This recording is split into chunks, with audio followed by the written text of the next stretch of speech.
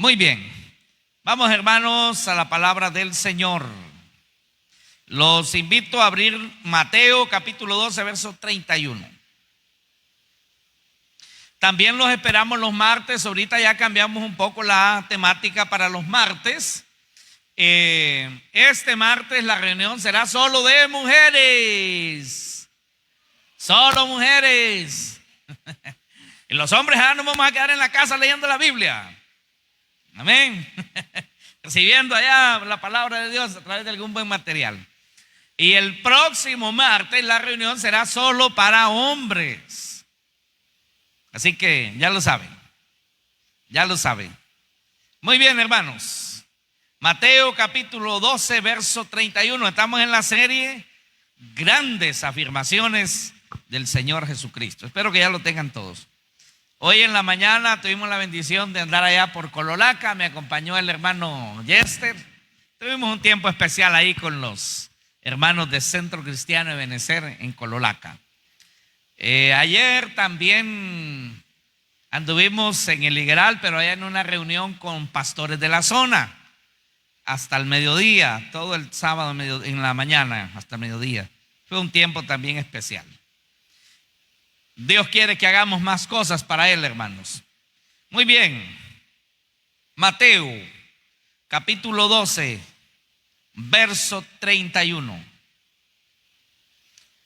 Hoy pues no hemos podido, tenemos algún problemita ahí con la computadora, pero esperamos que para el próximo domingo esté dispuesta.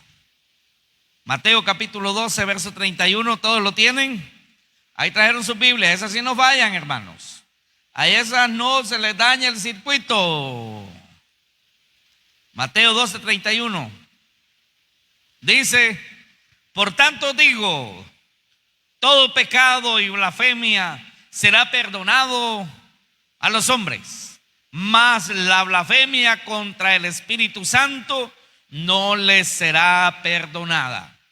Así que no podemos pasar por alto, por desapercibida esta gran afirmación. La blasfemia contra el Espíritu Santo no le será perdonada. Esta afirmación, hermanos, ha causado impacto en mucha gente. Esta gran afirmación, hermano, ha sido objeto de estudios, de análisis, y también de preocupación para muchos. También de preocupación. Muy bien. Capítulo 12. Vamos a irnos para poder entender, hermanos, este tema de en qué consiste la blasfemia contra el Espíritu Santo. ¿Por qué Jesús dijo esto? Pues tenemos que empezar a leer desde el versículo 22. No hay cosa más triste, hermano, que una persona preocupada por haber blasfemado contra el Espíritu Santo o pensando que ha blasfemado contra el Espíritu Santo. Pues lo que significa aquí es que no tiene perdón de Dios. Hemos escuchado muchas veces esa expresión, pero no tiene perdón de Dios. Dice, cuando a alguien le falta el respeto a su madre, cuando alguien mata al padre, o cuando una mujer mata a su hijo, o cuando un hombre mata a su esposa con sus hijos. Entonces la gente dice, no tiene perdón de Dios, dice, porque hizo algo atroz, terrible. Pero fíjese que la Biblia nunca dice que con tales hechos tan horripilantes, no dice que no hay perdón de Dios, pero sí lo dice de la blasfemia contra el Espíritu Santo. No le será perdonada. Muy bien. Vamos a leer desde el versículo 22. Dice, y aquí vamos a entender el contexto del por qué Jesús dijo eso. Verso 22 dice: entonces fue traído a él un endemoniado, ciego y mudo. Tenía serios problemas endemoniado, ciego y mudo. Ya es un problema estar mudo. Doble problema estar ciego y mudo. Pero sobre eso también endemoniado la cosa está pero terrible. Pues se lo trajeron a Jesús. Y sin mucha vacilación ni nada de esas cosas, sin mucho teatro ni nada, dice, y le sanó. Punto. De tal manera que el ciego y mudo veía y hablaba. Verso 23. Y toda la gente estaba atónita, admirada, boquiabierta, como decimos nosotros, y decía: ¿será este aquel hijo de David? La gente lo decía, el murmullo de la gente por un lado: ¿será el hijo de David? ¿Será el hijo de David? ¿Será este el hijo de David? Creo que nunca nadie se había preguntado si alguna persona, alguien, por interesante que fuera, por las cosas que hacía, sería el hijo de David. Solo hay una persona a quien lo confundieron con el Cristo, y fue a Juan el Bautista. Incluso le preguntaron: ¿eres tú el Cristo o tenemos que esperar a otros? Y él no negó y dijo: no soy yo, pero después de mí vendrá el que no soy digno de desatar ni siquiera la correa de su calzado. Así que la gente preguntó: ¿será este aquel hijo de David? ¿Dónde, en qué parte de la Biblia se profetizó que el hijo de David sería el Cristo, sería el Mesías, el Salvador del mundo, Dios hecho hombre? ¿En qué parte? Segundo libro de Samuel, capítulo 7, versículo 12. Aunque en un momento aparente se ve como que se refiriera a Salomón, pero allí, hermano, hay una tipología de Jesucristo. En el versículo 12 le dice Dios a David, le dice Dios: y cuando tus días, segundo Samuel 7:12, y cuando tus días sean cumplidos, o sea, cuando se te acabe ya la vida en esta tierra y te mueras, dice, y duermas con tus padres, yo levantaré después de ti a uno de tu linaje, a uno de tu descendencia, el cual procederá de tus entrañas, y afirmaré su reino. Él edificará casa a mi nombre, y yo afirmaré para siempre el trono de su reino. Yo seré a él padre, y él me será a mí hijo. Por supuesto que se está refiriendo al Señor Jesucristo. No se está refiriendo a Salomón, porque el reino de Salomón tampoco fue firme. Se dividió, de hecho, con el hijo de él. Se dividió la nación. Después vinieron los babilonios, se llevaron todo. Bueno, destruyeron el reino, primero de Israel, luego de Judá. Pero aquí Dios está hablando de Jesucristo. Cuando dice edificará casa a mi nombre, ¿sabe cuál es esa casa? Lo dice el libro de Hebreos: la iglesia. Nosotros, la iglesia, somos la casa del Señor, porque Dios vive en la iglesia. Dale un aplauso al Señor, porque Dios vive en la iglesia. Amén.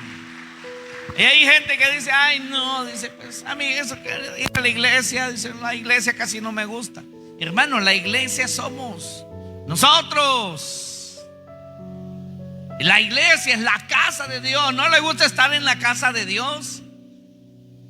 Es la iglesia. Los llamados. ¿Sabe qué significa la palabra iglesia?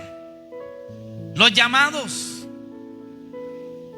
los que han sido convocados. Eso es la iglesia. Luego, en Isaías capítulo 35, verso 3, porque ellos están diciendo: ¿será este el hijo de David? Decía la gente cuando lo miró sanar al ciego, devolverle el habla porque era mudo y liberarlo del demonio. Entonces la gente asociaba también esto con Isaías capítulo 35, verso 3. Vamos, búsquelo, hermano. Isaías capítulo 35, verso 3. Este es un versículo, este es un texto mesiánico que profetiza al Mesías, a Jesucristo. Dice Isaías 35:3: fortaleced las manos cansadas, afirmad las rodillas endebles, decid a los de corazón apocado, o sea, a los de corazón desanimado, entristecido: esfuércense, no teman, he aquí que vuestro Dios viene con retribución, con pago. Dios mismo vendrá y os salvará. Se refiere a Cristo. Entonces los ojos de los ciegos serán abiertos y los oídos de los sordos se abrirán. Entonces el cojo saltará como un ciervo y cantará la lengua del mudo. Claro, nadie había hecho tales milagros, hermano. Nadie había hecho que los ciegos miraran, que los sordos escucharan, que los endemoniados fueran liberados. Nadie había visto a los cojos ser sanos y ahora lo están viendo. Pero dice, ¿será este el hijo de David? Hay una duda. ¿Por qué dudaban? Pues porque el ser humano se guía por las apariencias. No miraban en Jesús a alguien distinguido como de la realeza. No se miraba como uno de los hijos de David, como Absalón, que tenía una cabellera hermosa, que se la arreglaba con aceites, esencias especiales, y era, dice, guapísimo, y andaba en un caballo de clase, pura sangre. Era un joven bien guapo, Absalón. Bueno, pues si hubieran visto a Absalón, hubieran dicho, ese es el Cristo. Porque el hombre seguía por las apariencias.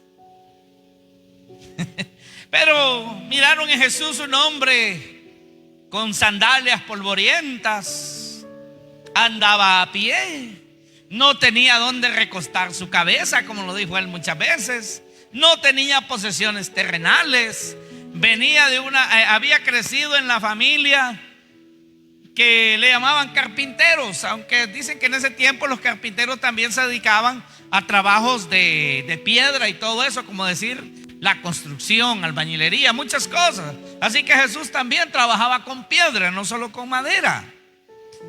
En su tiempo, cuando ayudaba a José, su padre adoptivo, y ya sabemos que el padre de él es Dios, por eso dice, será mi hijo.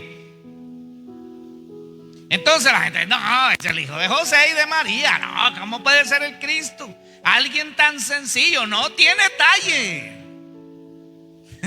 Pero algunos decían, ¿será el Cristo? ¿O será el hijo de David? Y muchos estaban considerando verlo como el Mesías prometido. Esto, hermanos, provocó en los fariseos, los saduceos, los religiosos de aquel tiempo, un celo, una molestia. Ya ellos traían a Jesús entre ceja y ceja, como se dice, ¿verdad? No lo pasaban de ninguna manera, no lo querían, les caía mal Jesús, les caía mal. Incluso ellos andaban buscando ver en qué Jesús se equivocaba para tacharlo. Le hacían preguntas capciosas, preguntas tramposas, para ver si él daba una respuesta equivocada y acusarlo. Lo expulgaban, como decimos nosotros, ¿verdad? Y andaban viendo allí.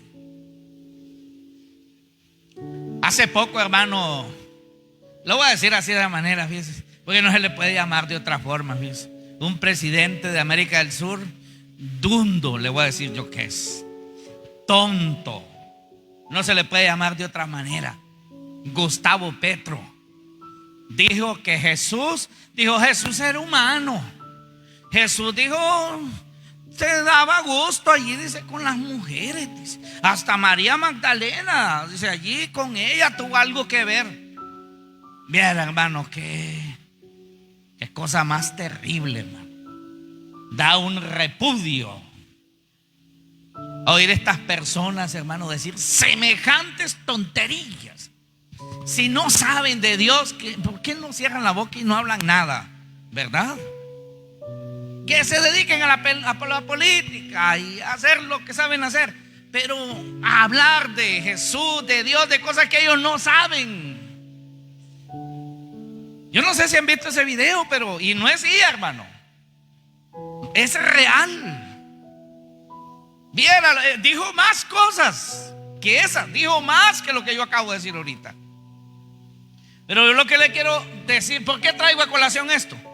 Porque hoy alguna gente dice, Jesús era homosexual, que Juan se recostaba sobre su pecho porque era el novio de Jesús. Hermanos, si es que los fariseos lo andaban así, miren, cerquita, con lupa, ahí lo andaban. Estaban queriendo ver un error en Jesús para gritarlo a los cuatro vientos. Si ellos hubieran visto en Jesús una malicia de este tipo, hermano, lo hubieran gritado como un gran logro. ¿Tiene sentido? ¿Tiene sentido lo que les estoy diciendo, hermano? Si ellos hubieran visto en Jesús rasgos de alguien que es del otro bando, como dicen, y hubieran visto una malicia ahí, no hubieran tentado tablita en decirlo, en promulgarlo. Si hubieran visto allí algo entre él y María Magdalena, también lo hubieran dicho. Ellos andaban buscando qué error cometía Jesús. Él en una ocasión les dijo, cuando lo iban a apedrear, les dijo: ¿por cuál de todos los milagros que he hecho ustedes me apedrearán? ¿Quién de ustedes me redarguye a mí de pecado? Y los sinvergüenzas le dijeron: pues mira, no te vamos a apedrear por los milagros que haces. Es que te queremos apedrear porque tú dices, tú te haces igual a Dios. Tú dices que eres el Hijo de Dios y te haces igual a Dios, y por eso es que te queremos apedrear. Nos caes tan mal. Tremendo, ¿verdad, hermanos? Bueno, pues cuando ven que la gente está considerando la posibilidad de aceptar a Jesús, de creer en Jesús como el Hijo de David, como el Mesías, como el Cristo, entonces ellos empiezan a decir cosas para desprestigiar a Jesús y desanimar a la gente. Vamos al versículo 24 de Mateo 12. Mire lo que dice: mas los fariseos, al oírlo ¿qué? Al oír lo que la gente decía. En el verso 23, ¿será este el Hijo de David? 24, mas los fariseos al oírlo decían, y le decían a la gente: no, este no echa fuera a los demonios, sino por Belcebú, príncipe de los demonios. Qué atrevimiento, hermano. No se les ocurrió otra cosa. En su enojo, en su celo, en su desprecio, en su odio contra Jesús, decir eso. Una forma de desprecio. ¿Verdad? Esa palabra aquí se utiliza. Que no sirve para nada, dice, va, Entonces le dice a alguien así: esta. Ya de allí va el desprecio. No echa fuera los demonios, sino por Belcebú, príncipe de los demonios. Algo contradictorio, ¿verdad? Por eso Jesús les dijo: como Satanás va a echar fuera a Satanás. Satanás diciéndole: fuera Satanás. No, eso no cabe, no tiene ningún sentido. Pero ellos lo que querían era demeritar el ministerio de Jesús. Verso 25. Sabiendo Jesús los pensamientos de ellos, les dijo: todo reino dividido contra sí mismo es asolado, y toda ciudad o casa dividida contra sí misma no permanecerá. Y si Satanás echa fuera a Satanás, contra sí mismo está dividido, ¿cómo pues permanecerá su reino? Lógico. Una familia que se divide, hermanos, se destruye. Las familias deben estar unidas. Una iglesia dividida, los hermanos unos contra otros, unos líderes contra otros líderes, el pastor contra algunos líderes, unas líderes contra el pastor. Hermanos, una iglesia dividida se destruye. Y luego alguien puede preguntar, pero ¿por qué se destruyó la iglesia si la iglesia es del Señor? No se destruyó porque el Señor quiso que se destruyera, no, se destruyó porque quienes eran miembros de la iglesia se dividieron contra sí mismos. Satanás no se divide, Satanás no se ataca a sí mismo, no es tontito, hermano. Como dice el venezolano, no es brutico. Muy bien. Jesús hizo estas preguntas y no se las contestaron. Ahora viene el 27. Él los confrontó. Jesús, hermano, no dejaba esas cosas así sin confrontarlo, porque, hermano, el que calla otorga. Si Jesús calla, está dándoles la razón. De alguna manera Jesús tenía que confrontar esa mentira.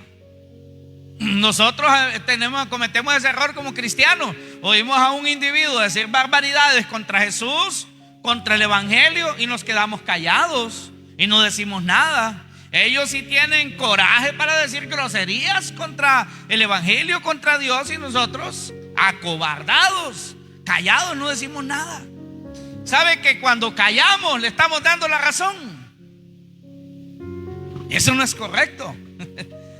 Tenemos que ser valientes, hermano, y defender el evangelio con la palabra de Dios, no a los puños, por supuesto, pero con argumentos. Y tenemos los argumentos. Más bien es hasta una oportunidad para exaltar a Cristo.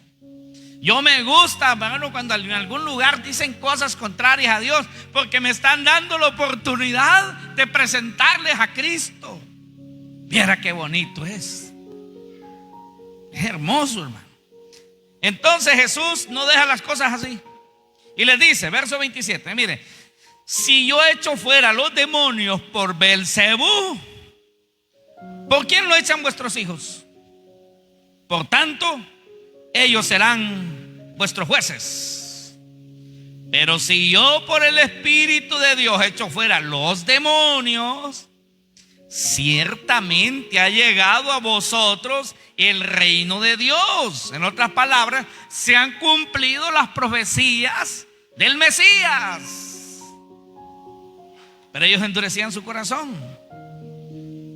Porque ¿cómo puede alguno entrar en la casa del hombre fuerte y saquear sus bienes si primero no le ata, y entonces podrá saquear su casa?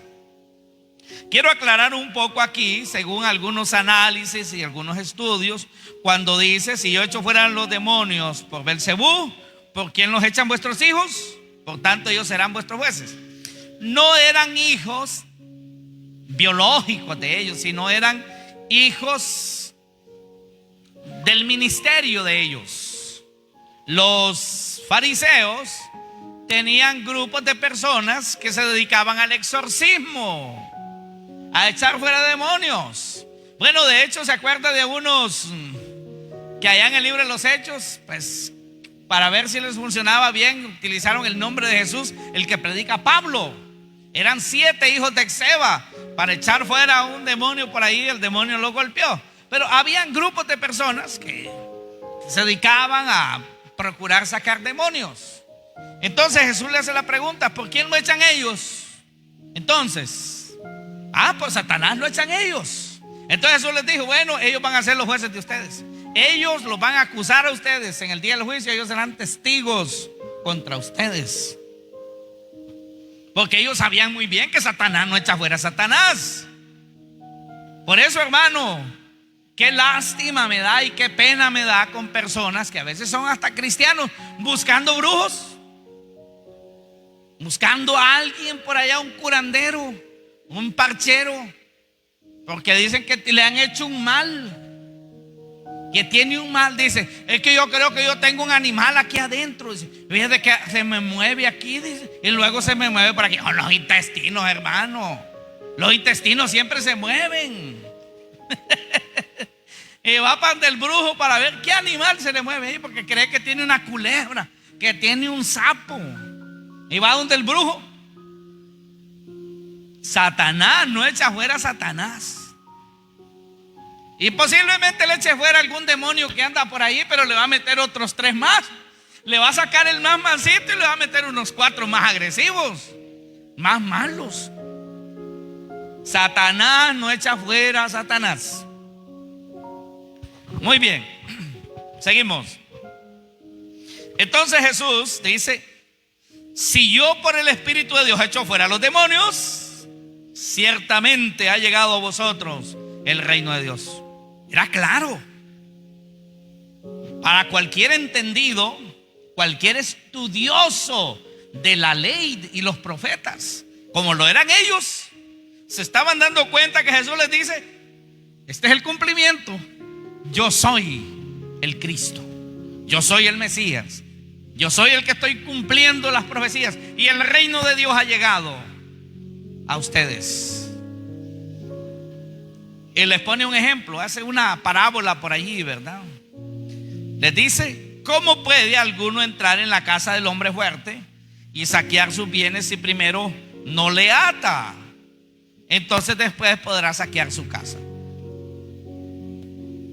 Está poniendo este ejemplo porque si, por ejemplo, incluso hoy, hermanos, para ir a capturar a un delincuente poderoso, primero lo tienen que inhabilitar, lo tienen que controlar, lo tienen que tener quieto, lo esposan y luego empiezan a registrar su casa. A ese hombre matón, malo. Entonces Jesús está diciendo, con esta parábola, Jesús está diciendo que el hombre fuerte representa a Satanás. Que Satanás es el que mantiene el control sobre los bienes de este mundo, que serían las personas cautivas por los demonios, enfermedades, pecados, cosas feas. Satanás los tiene allí. La casa, podríamos decir, representa el reino de las tinieblas o el dominio del mal que está establecido en este mundo. Las vidas humanas secuestradas por el enemigo. Eso es la casa. Los bienes serían las personas que Jesús estaba liberando, como por ejemplo el endemoniado, el ciego, este mudo del versículo 22. El que entra y lo ata es Jesús. Jesús entra y lo ata y lo despoja. No es Satanás atándose el mismo. ¿Dónde ha visto usted un delincuente poniéndose las esposas él mismo, verdad? Y presentándose a la policía: aquí estoy, aquí estoy.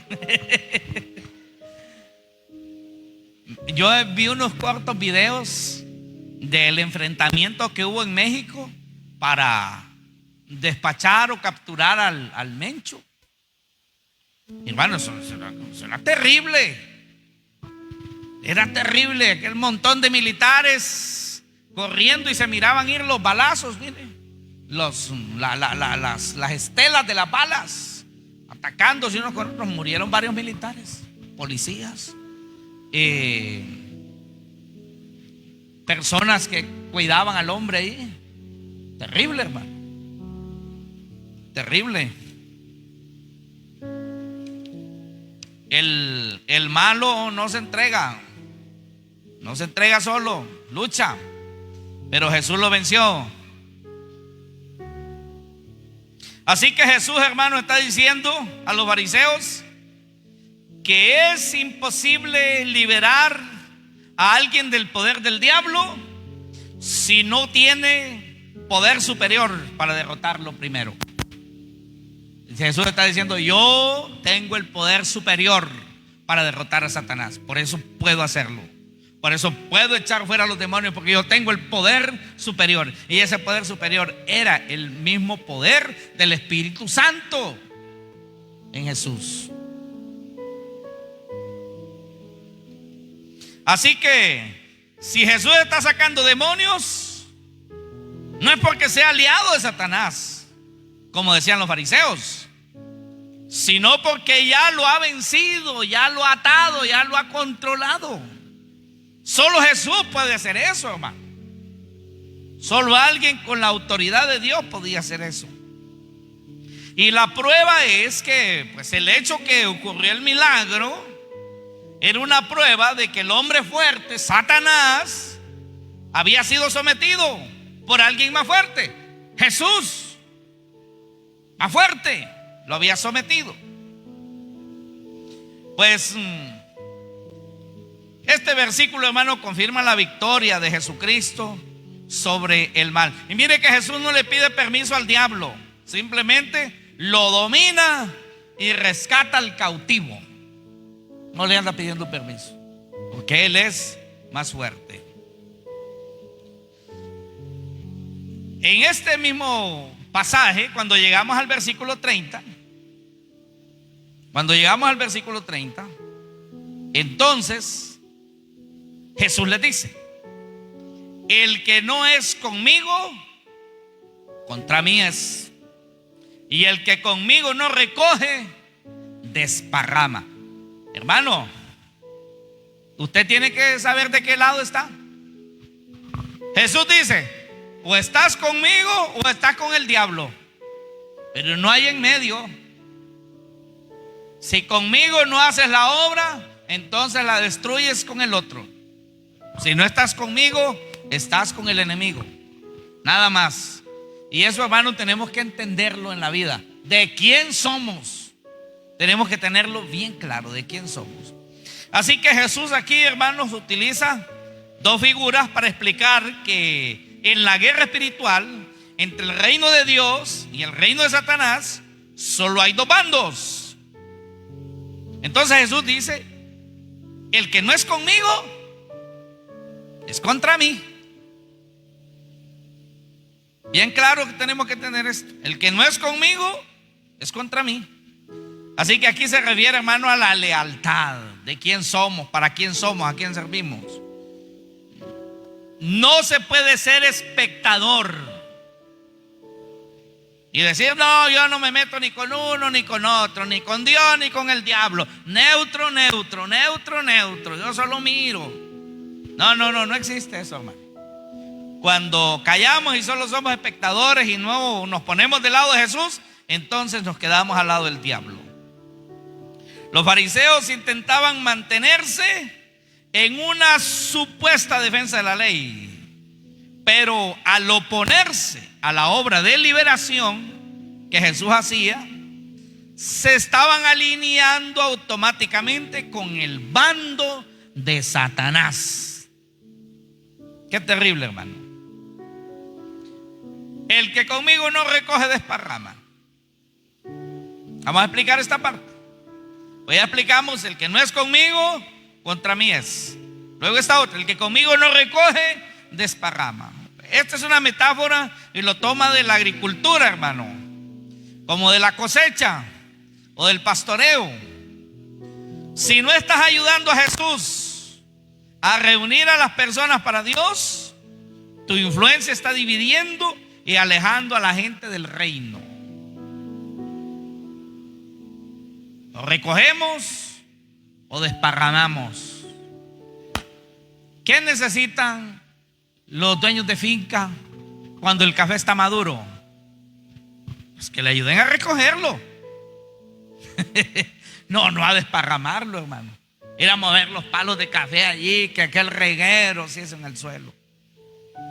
Necesita ir a recogerlo, llevarlo al vehículo, llevarlo a la despulpadora, tirarlo a los patios, requintarlo, venderlo y sacar la ganancia.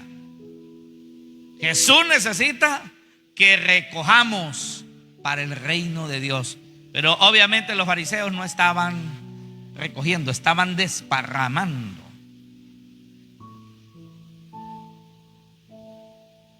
Quiero que vayamos al versículo 31. Dice: por tanto digo, o sea, por esta razón, por esta conducta, por esta mala actitud que ustedes tienen, por esta contrariedad que ustedes tienen contra mí, por ponerse del bando de Satanás, yo les digo esto: todo pecado y blasfemia será perdonado a los hombres, mas el que blasfemia contra el Espíritu no le será perdonado. A cualquiera que dijere alguna palabra contra el Hijo del Hombre, o sea, contra Jesús, que se miraba físicamente, le será perdonado. Pero el que hable contra el Espíritu Santo no le será perdonado ni en este siglo ni en el venidero. Qué cosa más terrible, hermano. Qué tremendo eso. Qué horroroso.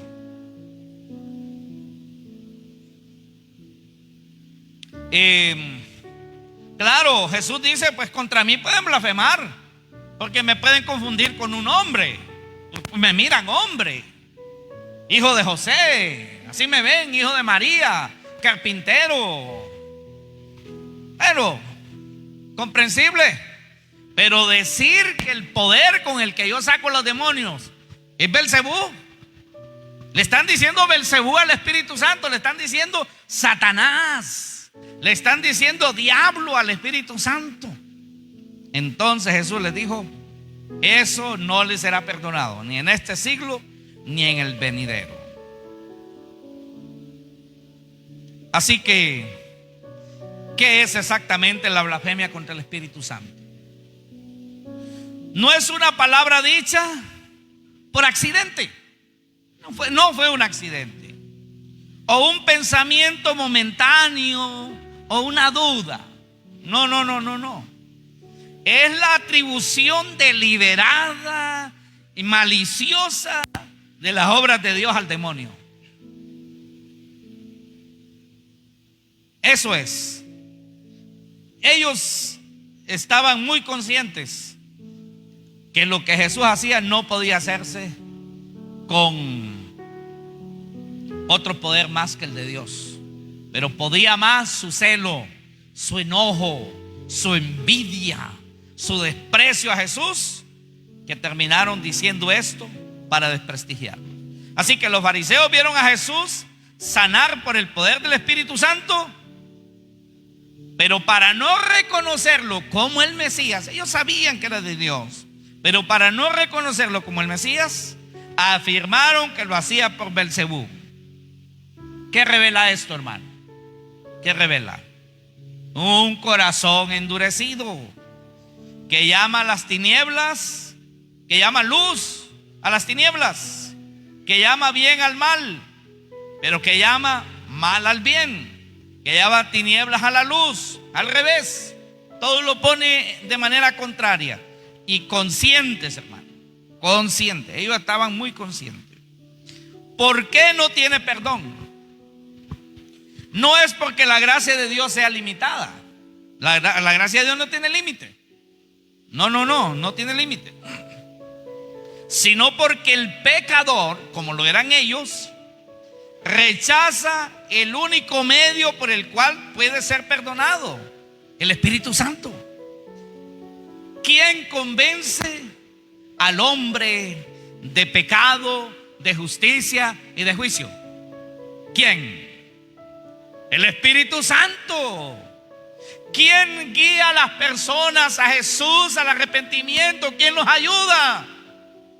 El Espíritu Santo. Pero cuando una persona ha blasfemado contra el Espíritu Santo y cierra su corazón, ¿quién lo convencerá?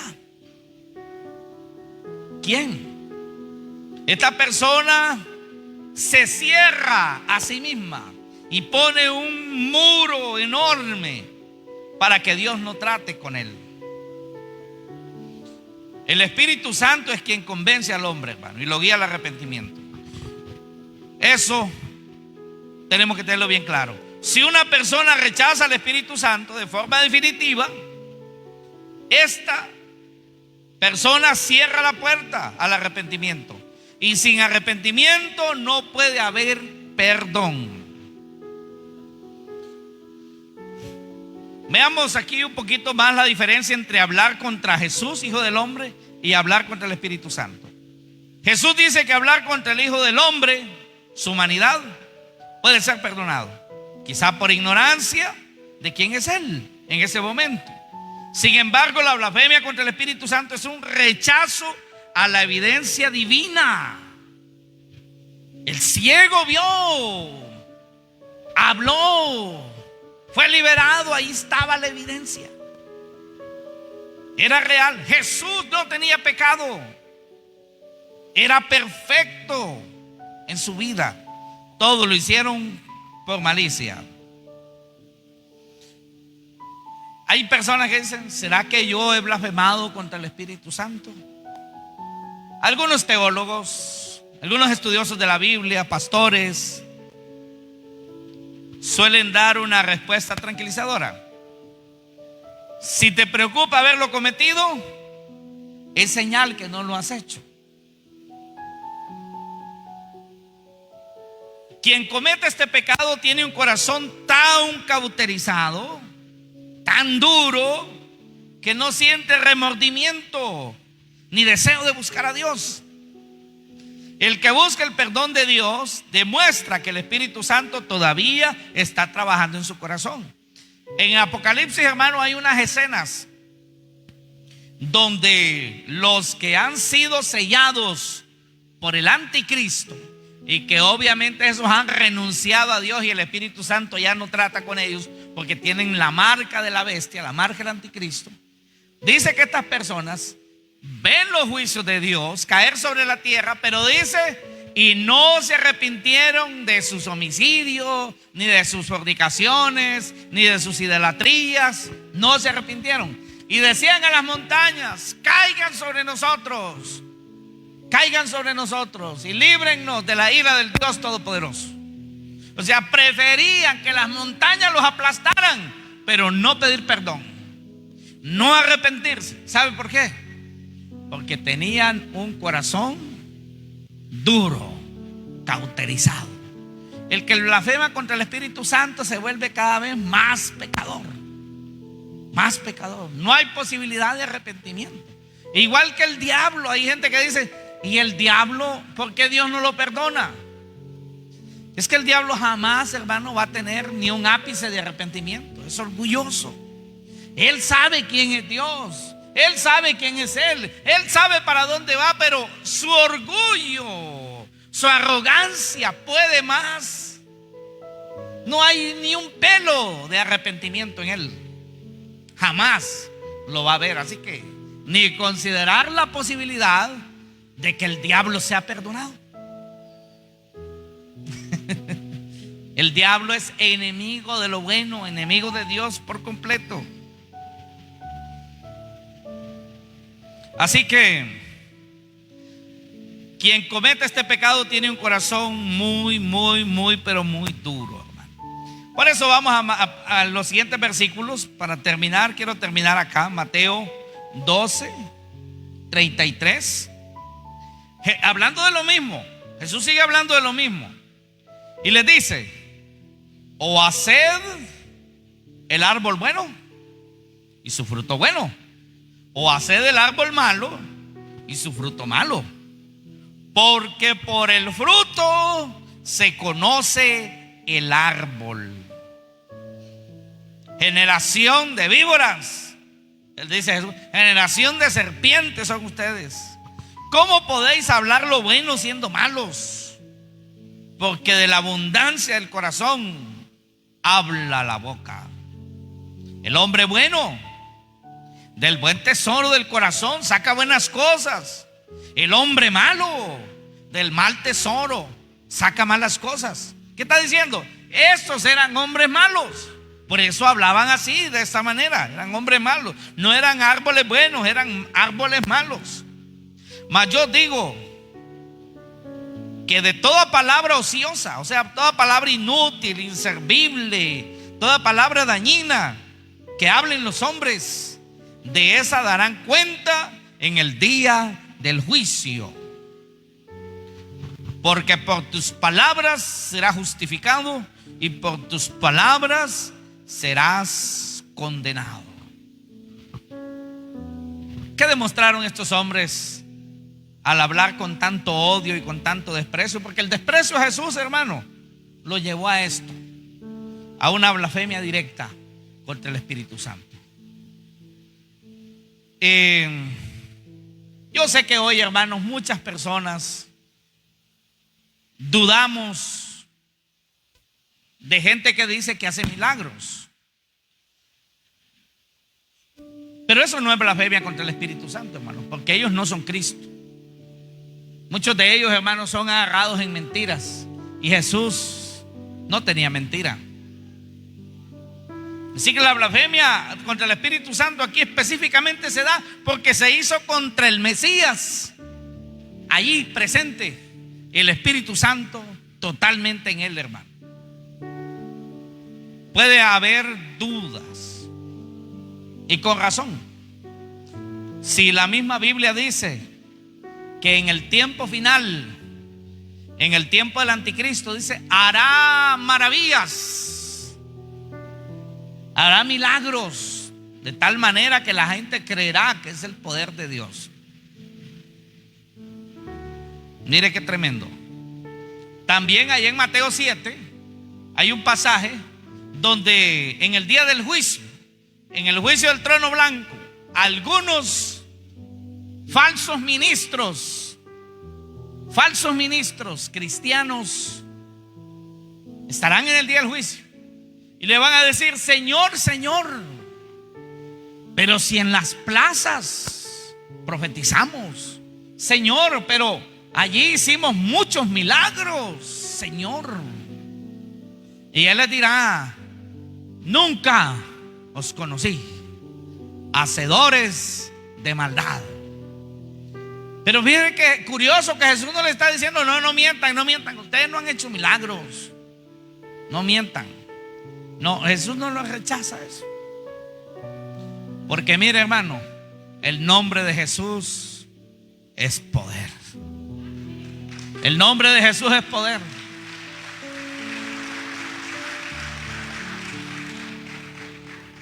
Y puede ser que alguien utilice el nombre de Jesús sin tener a Jesús.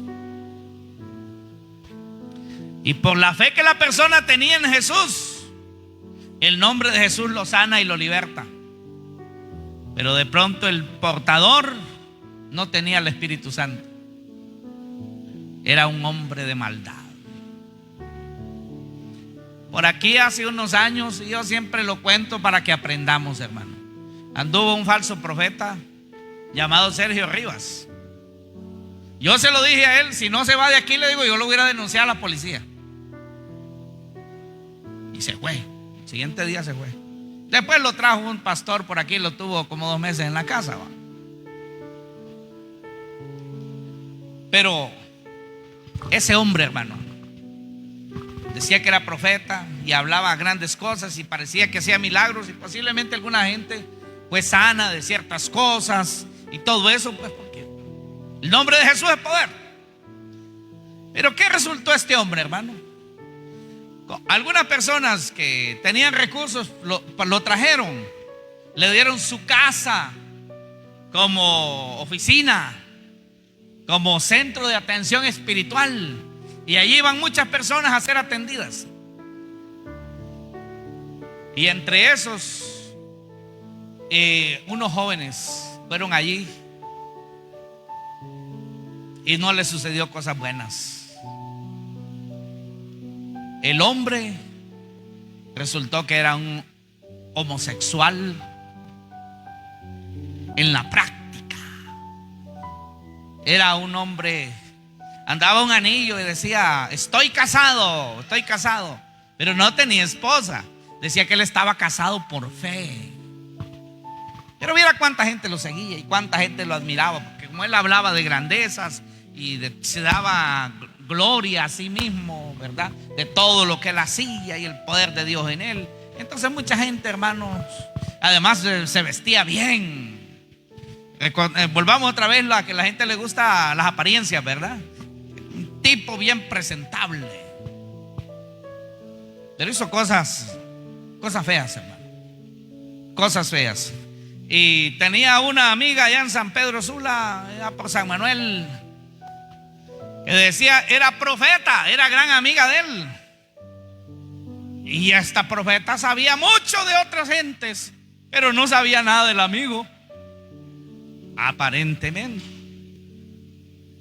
¿Se ve usted cómo hay grandes falsedades, hermano? Y hay gente que le encanta ir a poner la cabeza a los desconocidos.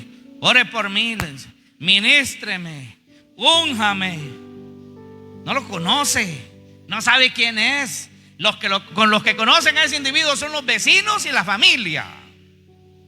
Ore por mí, le dicen a Santiago Zúñiga, al apóstol, al falso apóstol. Ore por mí. Pero pregúntele a la señora, a la que fue esposa de él, cómo la maltrataba, cómo la dejó, maltrataba a los hijos. La familia y los vecinos sí saben quién es. Por sus frutos los conoceréis. Mire qué interesante que Jesús nos dijo que se conocían por los dones, sino por el fruto, su estilo de vida. Porque si es que hay algo que el impío no puede ocultar, es su fruto. En la calle puede verse bien amable, pero es pasando la puerta, se pone la cara del diablo. Hermanos, la casa, el hogar es el mejor lugar para demostrar que Cristo vive en nosotros. Allí, hermano, en el lugar de trabajo, con los que tenemos confianza. De la abundancia del corazón la boca habla. Así que Jesús le dice, yo a ustedes no los conozco. No los conozco. Mire, hermano, mejor, mire, hermano, deje que los hermanos de la iglesia que usted conoce oren por usted. Andar ahí que viene un extraño que no lo conocemos, no sabemos qué sinvergüenzada ha hecho en otro lado, y usted va allí, ore por mí, únjame. No, hermano, mejor dígale, hermano Rolling, que ore por usted. Usted lo conoce, una sola esposa, ha cuidado de los hijos, se dedica a trabajar.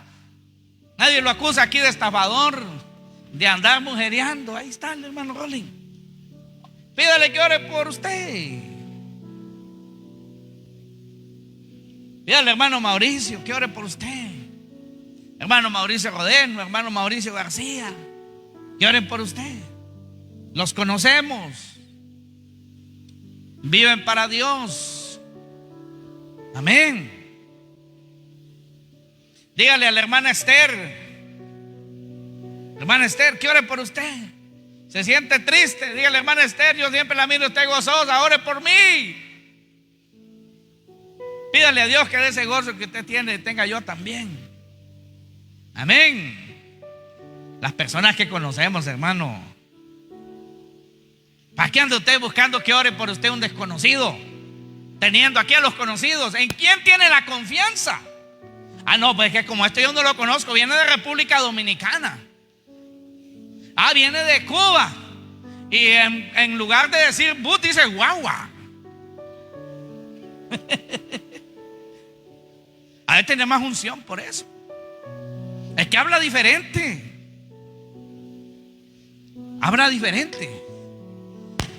No dice siervo, dice siervo.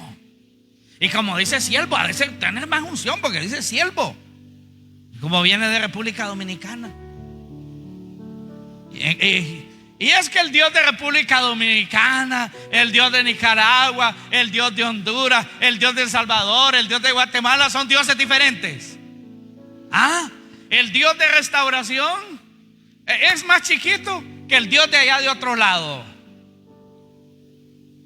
¿Sabe cómo se llama eso, hermano? Se llama necedad.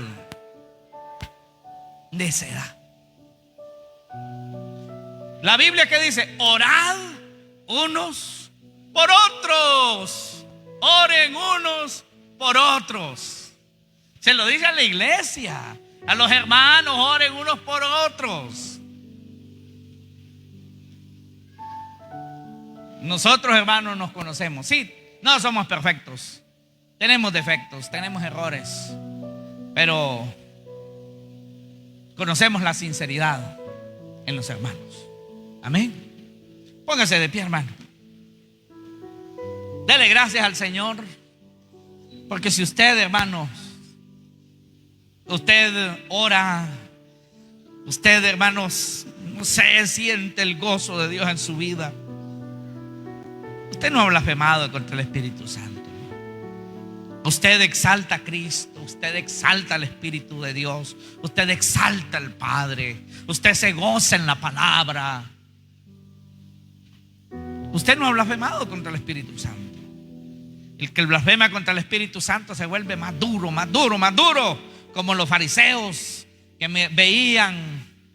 oían las enseñanzas de Jesús, enseñanzas perfectas, miraban los milagros perfectos y aún seguían blasfemando.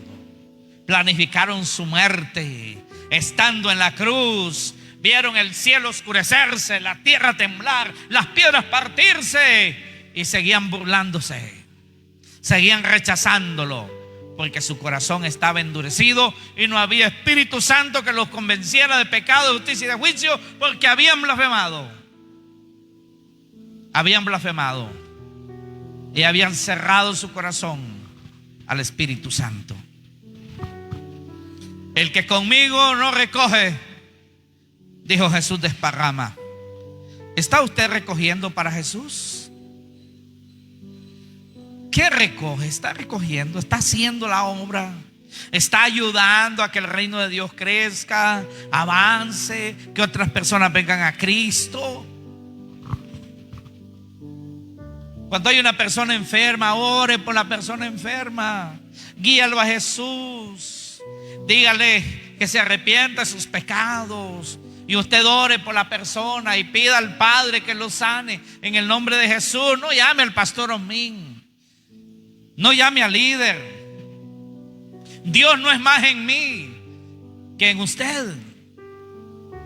Si usted vive para Dios, usted tiene a Cristo, usted puede predicarle el evangelio a esa persona, orar por él, por ella, para que sea sano, echar fuera el demonio. Si usted tiene una relación con Cristo sincera, hágalo, no tenga temor.